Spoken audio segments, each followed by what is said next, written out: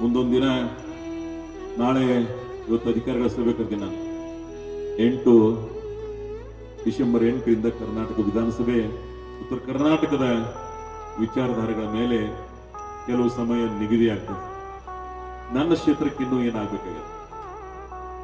ಬಹಳ ಮಂದಿ ಹೇಳ್ಯಾರ, ಗೌಡ್ರು ಬಿಜಾಪುರ ಇಂಡಿ ಜಿಲ್ಲಾ ಮಾಡೋರು ಮಾಡ್ತಾರೋ ಇಲ್ಲ ಅಂತ ಹೇಳಿ.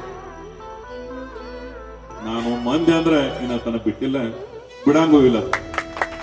ನಾನು ಸಿದ್ದರಾಮಯ್ಯನವರು ಮನೆ ಭೇಟಿಯಾಗಿ ಕೇಳಿದ್ಬಿಟ್ಟೆ, ನನಗೆ ಮಂತ್ರಿ ಆಗುವ ಅವಶ್ಯಕತೆ ಇಲ್ಲ ಸಾಹೇಬ, ನಿನ್ನ ಅವಧಿ ಒಳಗೆ ನನಗೆ ಇಂಡಿ ಜಿಲ್ಲೆ ಮಾಡಬೇಕು ಅಂತಕ್ಕಂಥ ನಿರ್ಣಯದಿಂದ ರಾಜಕಾರಣ ಮಾಡ್ತೇನೆ.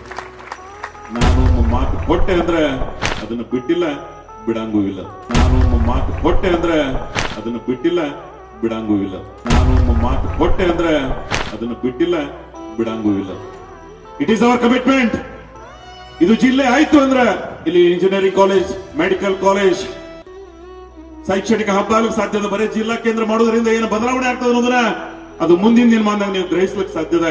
ಅದಕ್ಕಾಗಿ ಆ ಕಮಿಟ್ಮೆಂಟ್ ನಾನು ಮಾಡಿ ನಾನು ಹಿಂದಿನ ಕೆಲಸದ ಮೇಲೆ ಗೆದಿಬಹುದು ದಿನ 3 ಸಲ. ನಾನು ಹಿಂದಿನ ಕೆಲಸದ ಮೇಲೆ ಗೆದಿಬಹುದು ದಿನ 3 ಸಲ. ನಾನು ಹಿಂದಿನ ಕೆಲಸದ ಮೇಲೆ ಗೆದಿಬಹುದು ದಿನ 3 ಸಲ. ಆದ್ರೆ ಇನ್ನು ಯಾಕೆ ನಾನು ಮಾಡ್ಬೇಕಾದ್ರೆ ಹಿಂದ್ ಯಾರು ಆಡ್ಕೋತ ಬಂದರೆ ಇಲ್ಲಿ ನೋಡಿನ ಏನಿತ್ತು ಇವತ್ತೇನದ.